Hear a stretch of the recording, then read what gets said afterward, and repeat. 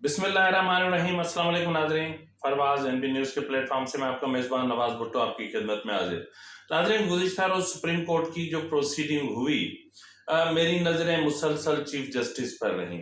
मुझे एक उम्मीद थी कि जो है वो चीफ जस्टिस साहब कुछ अहम कहेंगे, लेकिन केस के सिलसिले में तो उन्होंने बहुत कुछ कहा, लेकिन जो मैं सुनना चाह रहा था या जो मेरे लिए इंतहाई अहमियत का हामिल था, या यूं समझ लें कि जो सुप्रीम कोर्ट के और चीफ जस्टिस के वकार के लिए जो इंतहाई अहम था, वो अल्फाज मेरे कानों से नहीं टकराए। और इसके अलावा जब कहते हैं कि जो मुनसिफ कदा है, जब वो ही आदाब मुनसिफी से ना वाकिफ हो, और जब मुनसिफ कदा जो है वहाँ पर भी इंसाफ प्यासा रहे और इंसाफ खुद इंसाफ से महरूम रहे, तो फिर क्या कहने। और हम बात करेंगे कि बिलावल भुट्टो जरदारी ने इंडिया में घुसकर जो इंडिया की जो पछाड़ा है और जिस तरीके से उन्होंने पाकिस्तान का मौक़िफ़ रखा है, बिलावल भुट्टो जरदारी इस हवाले से काबिल तहसीन है। नाज़रीन, इन तमाम उमूर पर हम बात करेंगे, लेकिन सबसे पहले हम बात करते हैं कि जो है वो गुज़िश्ता रोज़ जो सुप्रीम कोर्ट की समाअत हुई, उसमें एक तो आप समझ रहे होंगे, शायद मैं ये कह रहा हूँ कि जो है जिस तरह पीटीआई के जो कौम यूथियाज है, उनको एक उम्मीद थी, एक तवक्को थी, एक यकीन था कि कल तो बस जो है वो आंधी आ जानी है। तो गुज़िश्ता रोज़ वो आंधी नहीं आई, ना वो सुनामी आया, ना वो तूफान आया, ना ही जो है वो कोई तौहीन अदालत का नोटिस जारी हुआ, ना ही जो है वो जो चीफ जस्टिस के अलावा दीगर जजेस थे और उनकी तरफ से कोई चीज़ सामने आई बड़े पैमाने पर, और ना ही जो है वो कोई बड़ा ऑर्डर सामने आया। ताहम जो है वो ये ज़रूर कहा गया कि अब 14 मई के ऑर्डर पे हम बैठे नहीं रहेंगे, उस पर अमल दरामद के हवाले से भी कुछ करेंगे। लेकिन इसके अलावा कुछ और था जो मैं सुनना चाह रहा था। मैं ये सुनना चाह रहा था कि आपको पता होगा गुज़िश्ता रोज़ इमरान खान ने एक ऐलान किया था। ऐलान ये किया था कि जी हम जो है वो अपने यानी बंदियाल और सुप्रीम कोर्ट बचाओ तहरीक का उन्होंने बाज़ाब्ता ऐलान किया था। 4 रैलियों का भी जो है वो इनेकाद का ऐलान किया, और उन्होंने जो है वो अपना आज शाम को यानी 5 बजे उन्होंने पूरे मुल्क को कॉल दिए कि वो गली मोहल्लों से निकलें, अपने घरों से निकलें और अपने चीफ जस्टिस को बचाएं, अपनी सुप्रीम कोर्ट को बचाएं। नाज़रीन, ये सब चाल थी, क्योंकि इमरान खान को ये किसी ने शायद मेरे ख्याल में गलत मशवरा दे दिया था, या फिर कोई गलत इंफॉर्मेशन दे दी थी। जिस तरह मेजर आदिल राजा टाइप के लोग उन्हें कहते रहते हैं कि जी मुराद सईद की जिंदगी को खतरा है, खान साहब आपकी जिंदगी को खतरा है, आपको डर्टी हैरी कत्ल करने आ रहे हैं। इसलिए फिर ये जो पीटीआई के लोग हैं वो भागते हैं, जो है वो कभी आप पारा, तो कभी जीएचक्यू, तो कभी कहाँ, कभी किससे मिलने की कोशिश करते हैं, तो कभी किससे मिलने की कोशिश करते हैं, जबकि इसका हकीकत से कोई ताल्लुक ही नहीं होता। यानी एक चीज को जब यूं समझ लें कि आप अगर किसी को अपनी फैमिली से या अपने खानदान से या आप अपने एक सिस्टम से किसी को निकाल देते हैं, तो फिर उसके पीछे जाना, हाँ अलबत्ता उनकी गलतियां, उनकी कोताहियां, उनके गुनाह, उनके क्राइम, उनकी करप्शन, उसका हिसाब तो होगा, और वो होगा। जिस तरह जो है वो गुज़िश्ता रोज़ अदालत में बताया गया कि इमरान खान के दौर में जो कर्ज था उसमें 78% इजाफा हुआ। ये तो हम खैर मुसलसल सुन रहे हैं, और सर्कुलर डेट में जो इजाफा हुआ है वो 125 अरब रुपए का इजाफा हुआ, और 31 अरब डॉलर का हमें सिर्फ सैलाब से नुकसान हुआ है। और अगर बजट पेश न किया गया तो जो ट्रेड पॉलिसी है उस पर अमल दरामद रुक जाएगा, और पाकिस्तान IMF के प्रोग्राम से बाहर हो जाएगा। ये वो चीजें हैं जो इमरान खान करके गए थे। तो बहरहाल हम आते हैं उस तरफ जो मैं सुनना चाह रहा था। तो इमरान खान ने जो है वो बंदियाल बचाओ और सुप्रीम कोर्ट बचाओ तहरीक का ऐलान इसलिए किया था, वो जानते थे कि सुप्रीम कोर्ट कल कोई बहुत बड़ा ऑर्डर करेंगे, वजीर आजम को नाअहल करके निकाल देंगे। जिस तरह इन्होंने एक फार्मूला किसी की मार्फत चीफ जस्टिस को भिजवाया था कि 8-10 जो है वो 10-15 10-12 जो है वो अराकीन असेंबली या फिर जो है वो उनमें से काबीना के अपना अराकीन और अराकीन असेंबली, इनको अगर आप नाअहल कर देंगे तो यूं समझ लें कि ये कौमी असेंबली गई, ये इलेक्शन आए, ये हम आए, ये आपको एक्सटेंशन मिला और ये आप रिटायर हुए, ये आप इस मुल्क के सदर बने। तो आज गुज़िश्ता रोज़ जैसा कुछ भी नहीं हुआ। जो कुछ हुआ आपके सामने हुआ, सारा दिन मीडिया आपको बताता रहा। लेकिन मुझे एक तवक्को थी, वो ये थी कि शायद चीफ जस्टिस कुछ कहेंगे, कुछ इमरान खान के हवाले से बात करेंगे, क्योंकि इमरान खान इलेक्शन पंजाब के इंतखाबात के हवाले से या फिर खैबर पख्तूनख्वा के हवाले से बराह रास्त फरीक हैं। मैं ये तवक्को कर रहा था कि चीफ जस्टिस कहेंगे कि भाई तुम कौन होते हो सुप्रीम कोर्ट या आइन या चीफ जस्टिस को बचाने के लिए अवाम को सड़कों पर लाने वाले। अबे 25 मई से लेकर इस वक्त तक तेरा कौन सी चीज है, कौन सी रैली है, कौन सा लॉन्ग मार्च है जो कामयाब हुआ है? और आज जो है वो लोग 5 बजे निकलेंगे और ये बस जोक दर जोक निकलेंगे और पूरे मुल्क के निजाम को चौक कर देंगे। ऐसा कुछ भी नहीं होने वाला। आज आपके सामने है ना, मैं अब ज्यादा दूर की बात तो नहीं कर रहा हूं, मैं आज की बात कर रहा हूं। आज अभी चंद घंटे के बाद आप देखिएगा गिनती के लोग निकलेंगे, क्योंकि पीटीआई टूट फूट का शिकार हो चुकी है। अब 1 मई को देख लेना क्या हुआ था, 4-5 हजार लोग, और वो जो एक रैली मजदूरों के लिए निकाली थी उनमें खरबों रुपए की कीमती गाड़ियां थी। यानी मजदूरों का दिन तो नहीं था, अलबत्ता गाड़ियों के शो का दिन था।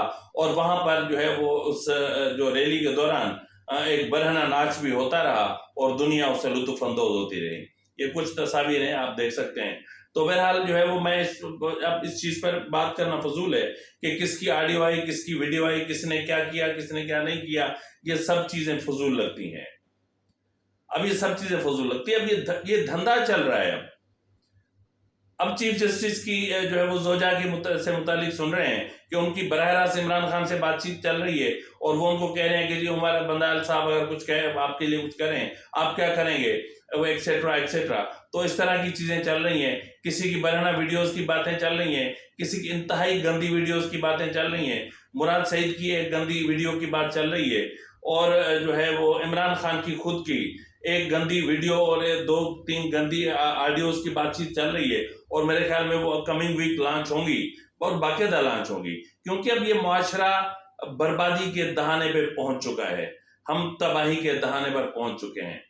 तो बहरहाल जिस तरह मैंने कहा कि इमरान अपना जस्टिस बंदियाल साहब ऑर्डर करेंगे या कहेंगे कि भाई हमने ये सुना है, पीडीएम की या हुकूमत की बातें तो आप टीवी पर जल्दी सुन लेते हैं, इमरान खान ने इतना बड़ा ऐलान किया और चीफ जस्टिस ने नहीं सुना और ना ही उसके लिए जो है वो इसको अपना इमरान खान के हवाले से कोई ऑर्डर पास किया कि भाई तुम होते कौन हमें बचाने वाले, तुम होते कौन हो सुप्रीम कोर्ट को बचाने वाले, तुम तो खुद फरीक हो और तुम ये खुशामदी रवैया अख्तियार करके या पॉलिसी अख्तियार करके कुछ सुप्रीम कोर्ट पर क्यों इन्फ्लुएंस होने की कोशिश कर रहे हो। लेकिन ऐसा कोई ऑर्डर पास नहीं हुआ। तो बहरहाल नाजरीन, इसका जो अहम दूसरा जो पहलू था जिसकी मैंने बात की थी कि जो इंसाफ कदा है वो खुद जो है वो आदाब इंसाफ से महरूम है और वहाँ खुद इंसाफ ही इंसाफ का मुतलाशी है। जिस तरह मैंने कहा कि 4 फेडरेटिंग यूनिट्स हैं, होना तो ये चाहिए था कि वहां पर जो जजेस की तैनाती होती है सुप्रीम कोर्ट में वो बराबरी के बुनियाद पर हो। लेकिन मैं इससे पहले भी एक मुकम्मल प्रोग्राम कर चुका हूं कि नहीं होती। वहां लाहौरी ग्रुप हावी है। आज जो मैं आदाद शुमार आपको बताने जा रहा हूं वो हैदराबाद बार की आज जो एक रेजोल्यूशन पास हुई है जिसमें सुप्रीम कोर्ट से कहा गया है कि खुदा के वास्ते जरा इधर उधर भी देखें। सुप्रीम जुडिशियल काउंसिल को कहा गया है कि खुदा के वास्ते आप इधर उधर देखें, आप इस तरह ना करें। बिल्कुल इस तरह जिस तरह अली अहमद कुर्द चीख कर पता नहीं बेचारा चुप कर गया और रिसेंटली जिस तरह सुप्रीम कोर्ट बार के रहनुमा अमानुल्लाह कुमरानी ने कहा था कि इनका 10-15 साल का एक प्लान होता है। तो आज जो है वो यहाँ पर मैं आपको ये एक चीज बताता चलूं और मैं पहले भी ये कह चुका हूं कि जब तक लाहौरी ग्रुप का खात्मा नहीं होगा और जब तक जो है वो आप पंजाबी जुडिशियल एस्टेब्लिशमेंट को एक तरफ नहीं करते तब तक जो सुप्रीम कोर्ट है, सुप्रीम कोर्ट जो है वो इंसाफ को इंसाफ फराहम नहीं कर सकेगी।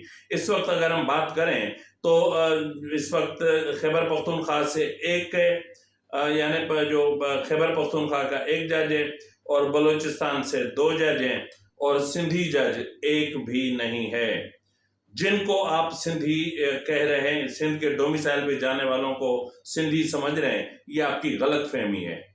हम जो है वो ठीक है, वो उर्दू स्पीकिंग हमारे भाई हैं, लेकिन अगर कोई दूसरे सूबे से यहाँ पर आए और यहाँ का डोमिसाइल बनवा कर और फिर यहाँ से जज बन के चला जाए और वो फिर सुप्रीम कोर्ट में भी चला जाए, तो फिर ये इस तरह बर्दाश्त नहीं होगा। जिस तरह मैंने आपको कहा ना कि 15 जजेस हैं इस वक्त, 15 में से आप अंदाजा कर लें कि जो 12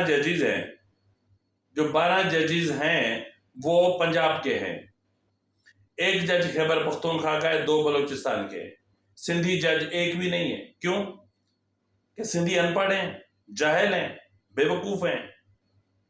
क्या सिंधियों की जो तारीख है क्या आप नहीं जानते कुछ? आप आए जरा सिंध असेंबली बिल्डिंग में, जरा मुजाहिर आप देख तो लें। आप जिस पाकिस्तान में रह रहे हो ये सिंध का मरून मिन्नत है, ये सिंध असेंबली बिल्डिंग का मरून मिन्नत है, ये सिंधियों का मरून मिन्नत है। बाकी आप लोगों ने जो किया था ना, मैं पता है, आज आप हर चीज पर जो है वो दूसरों को गुलाम समझते हैं। मैं ज्यादा मामला को नहीं छेड़ना चाहता, बहुत सारे तजादात खड़े हो जाएंगे, लेकिन मैं इतना जरूर कहूंगा कि जो पंजाबी जुडिशल इस्टेब्लिशमेंट है उसको लगाम दी जाए, उसको रोका जाए, और दीगर जो छोटे सूबे हैं ना उनको अपनी जगह पर आने दें। अगर रास्ता रोकेंगे तो फिर आगे चल के बहुत बड़े इश्यूज होंगे। तो मेरा नाज़रीन, ये एक बात थी, जाहिर है कि तकलीफ होती है कि जब आप जो है वो सुप्रीम कोर्ट में खुद इंसाफ नहीं है तो फिर दूसरों को इंसाफ क्या मिलेगा।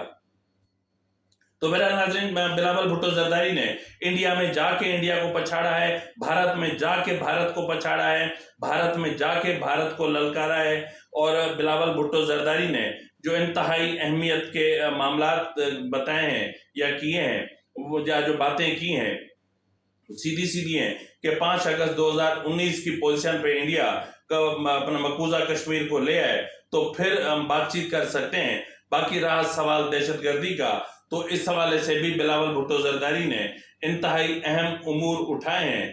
लेकिन इस हवाले से जब अपना सहाफी हामिद मीर से वहां पर पूछा गया कि जी आप क्या समझते हैं कि बिलावल भुट्टो जरदारी ने इंडिया में आके क्या खोया क्या पाया, तो जरा आप मुलाहिजा फरमा लें कि हामिद मीर साहब ने क्या कहा। The Chinese Foreign Minister Qin Gang and other bilaterals on the sidelines of the SCO meeting. What has he been really able to take from there? What are some of the key messages that you're getting from people on the ground? There was a contingent of Pakistani journalists also present there. Yeah, it's a very good question. And first of all, I must tell that you can criticize Bilawal Bhutto Zardari from the Indian point of view, but you have to accept that Bilawal Bhutto Zardari was the hot cake in this SCO summit. And not only the Indian media, but many other international TV channels, they were also covering his visit with a lot of curiosity, and he was the center of the attention in the whole summit. And initially, this visit was not getting proper coverage in Pakistan, but when the Indian media and even the Iranian media, they started highlighting the visit of Bilawal Bhutto Zardari, then the Pakistani media was forced to cover that. Yes, some of our colleagues तो अब आपको खुद अंदाजा हो गया होगा कि हामिद मीर साहब ने जो कुछ कहा उसमें कितनी सदाकत है। कल और गुज़िश्ता रोज और कल हम फंसे रहे इमरान खान की व्हीलचेयर के पहियों में, हम फंसे रहे इमरान खान की ड्रामेबाजियों में, हम फंसे रहे इन चीजों में। और इंडिया में इंतहाई अहमियत का हामिल एक इवेंट चल रहा था जिसको हम कवर नहीं कर पाए। लेकिन मैंने एक चीज जो सुनी है, जो मैंने तारीख की किताबों में पढ़ी है, मैं अगर हिंदी में कहूँ ताकि इंडिया के दोस्त भी समझ जाएं, मैंने सुना था कि अतिथि जो यानी मेहमान जो होते हैं वो भगवान का रूप होते हैं। तो बहरहाल बिलावल भुट्टो जरदारी के बारे में जो अल्फाज या जिस तरह के अल्फाज इस्तेमाल किए हैं अपना जो भारतीय वजीर खारजा हैं, वो अपने आप में इंतहाई शर्मनाक हैं, इंतहाई अफसोसनाक हैं मेरे लिए, कम से कम मेरे लिए तो हैं. Say this, as a foreign minister of an SCO member state, Mr. Bhutto Zardari was treated accordingly. As a promoter, justifier, and I'm sorry to say spokesperson of a terrorism industry, which is the mainstay of Pakistan, his positions were called out and they were countered, including at the SCO meeting itself. So let me come to the specifics. On the China-Pakistan economic corridor, this so-called corridor. जिस तरह उन्होंने कहा कि बिलावल भुट्टो जरदारी की news conference पर जो उन्होंने कहा है कि बिलावल भुट्टो जरदारी के साथ SCO कॉन्फ्रेंस में वही सलूक किया गया जो दहशतगर्दी की सनत को फरोग देने वाले मुल्क के तर्जमान के साथ किया जाता है. ये जो झगड़ा था या ये जो उनका बिहेवियर था या ये जो कुछ जो अल्फाज उन्होंने अदा किए, इसकी एक बुनियादी वजह थी. वो वजह ये थी कि उसने जाहिर है कि इंडिया में जाके और इंडिया को जो इंडिया टुडे को एक इंटरव्यू दिया और उसमें बिलावल भुट्टो जरदारी ने क्या कहा, जरा मुलाहिजा फरमा लें. To India, you're the first foreign minister from Pakistan to be in India in 12 years. But it appears that your visit has not been able to break the ice between India and Pakistan. As far as the success of my visit, well, the aim of my visit was to attend the SCO, of which Pakistan is a member, and to that end my visit has been successful. As far as Pakistan's position on bilateral relations with India or any meaningful engagement or dialogue with our Indian counterparts, our position remains unchanged, and that is that until India reviews the actions it took on August 5th, 2019, Pakistan is not in a position to engage bilaterally with India. That's your unchanged position. Our position is equally firm. Terror and talks don't go together. And until Pakistan is seen to actively do enough to stop cross-border terrorism, to sponsor terror outfits like the Jaish and Lashkar, we can't talk with Pakistan. So it seems therefore that the two countries are in, as I said, a deep freeze. How do you respond to India's position? You cannot have terror and talks coexist. So as far as India's position is concerned, terrorism isn't anything new. It's an old challenge, and despite having to face this challenge, we have had on and off talks. So as far as being a consistent position, I don't quite know how consistent it is. As far as the issue of terrorism, Pakistan wants to deal with terrorism not because India says so or the Indian government said so, but because we want to end this menace. It has caused the largest number of casualties amongst any of the SCO nations present here today. Pakistan has suffered the most casualties.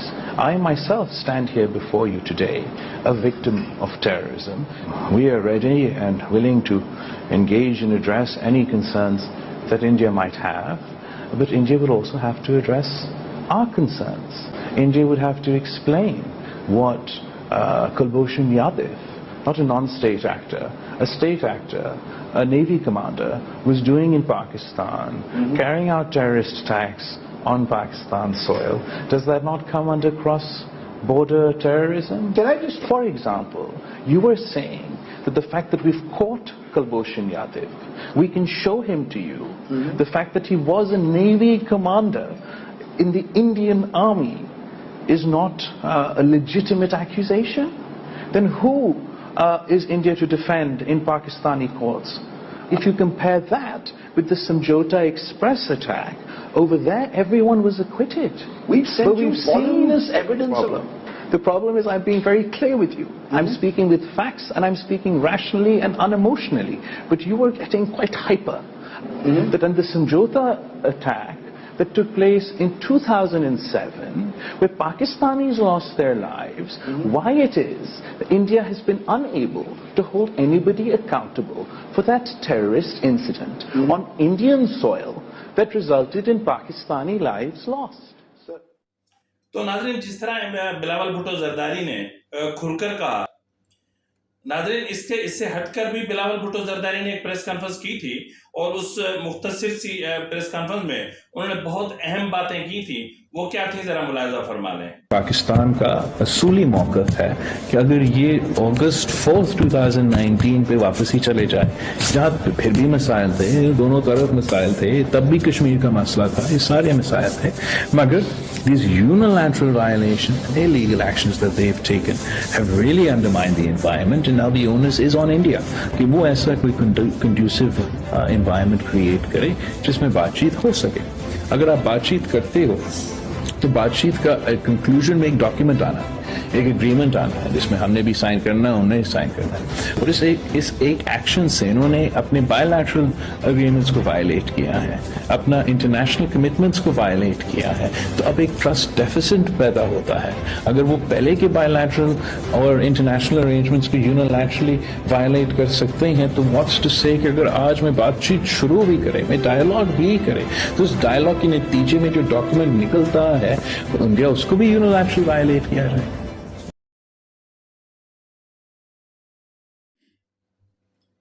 नाज़रीन, इससे हटकर जो है वो अपना कुछ चीज़ें और भी हुई हैं, जिस तरह औरिया जान मकबूल ने और जो है वो जिस तरह इन्होंने अपना शीरी मज़ारी साहिबा ने कुछ ट्वीट्स किए हैं, और वो ट्वीट्स अपने आप में इंतहाई बल्कि इंतहा से ज़्यादा अफसोसनाक हैं। जिस तरह मैंने आपसे कहा कि जो चीज़ें की गई हैं, जिस तरह औरिया जान मकबूल, अब औरिया जान मकबूल से पूछें कि भाई तेरी औकात है क्या?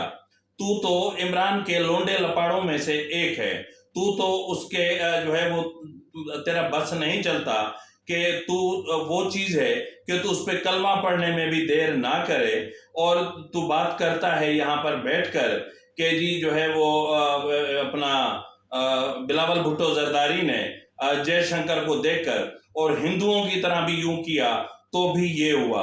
पागल, अकल के अंधे, ये यूं करना हम सिंधियों की 5000 साल पुरानी रिवायत का हिस्सा है। हम इन चीजों को, इसका मतलब ही आजिज़ी होता है, ये न्याजमंदी होता है, ये इजहार मोहब्बत होता है, ये अगले के सामने उसको इज्जत और ऑनर देने की बात होती है। इसका मतलब जो है वो ये क्या हिंदू और मुसलमान को तुम लोगों ने बांटा हुआ है? गुलाब मुसलमान है तो गेंदा फूल जो है वो हिंदू हो गया, खजूर मुसलमान है तो नारियल हिंदू हो गया। खुदा का मान, खुदा का खौफ करो। और एक बात और, हम अपने कल्चर, हम अपनी सकाफत और हम अपनी तहजीब के बारे में इंतहाई सीरियस होते हैं। तो आप जैसे लोंडे लपाड़ों को कोई हक नहीं पहुंचता कि वो आप हमारी तहजीब, हमारी सकाफत, हमारे कल्चर पे कोई उंगली उठाएं। और कम से कम आप तो नहीं कि जिसकी औकात जमान पार्क के दरवाजे पर बैठने वालों जैसी है, तो कम से कम आपको ऐसी बात नहीं करनी चाहिए। तो बहरहाल नाजरीन, जो अपना जो शंघाई ताउन तंजीम का जो इजलास हुआ, उसमें भारतीय वजीर खारजा जयशंकर ने अपने खिताब में क्रॉस बॉर्डर टेररिज्म की भी पाकिस्तान का नाम लिए बगैर बात की, लेकिन उसके काउंटर में बिलावल भुट्टो जरदारी ने भी उन्हें कहा कि पॉइंट स्कोरिंग करने का ये मकाम नहीं है। तो बहरहाल बहुत सारी बातें हुई हैं, बहरहाल इस हवाले से बहुत सारी बातें हुई और बहुत अहमियत की हामिल हैं तमाम चीज़ें। और ये अहम तरीन बात है कि बिलावल भुट्टो जरदारी से जो तवक्को की जा रही थी कि वो वहीं पे जाके और कश्मीर के इशू को उठाएंगे, उन्होंने उठाया। उन्होंने 5 अगस्त 2019 पर जो है वो कहा कि उसको ले जाओ तो बात हो सकती है। अगर आप बात करते हो मुंबई हमलों की, तो समझौता एक्सप्रेस पे हमारी कीमती जानें ज़ाया हुई, उनका जो है वो किसको इंसाफ मिला? कुलभूषण यादव जो है वो क्या कोई यहाँ पे क्या चने बेचने आया था? और एक बात उन्होंने नहीं की, जो वो एक पायलट आया था अभिनंदन का जो जहाज गिरा था, वो जहाज के यहाँ पर फूलों की बारिश करने आया था। अभिनंदन का भी जिक्र किया जाना चाहिए था। तो बहरहाल जो भी हुआ बहुत हुआ, अच्छा हुआ। बिलावल भुट्टो जरदारी का दौरा कामयाब रहा, अच्छा रहा, भारत को भारत में अच्छी सुनाई, बहुत अच्छा हुआ। और इसी के साथ ही अपने मेजबान नवाज भुट्टो को इजाजत दीजिए। अल्लाह हाफिज।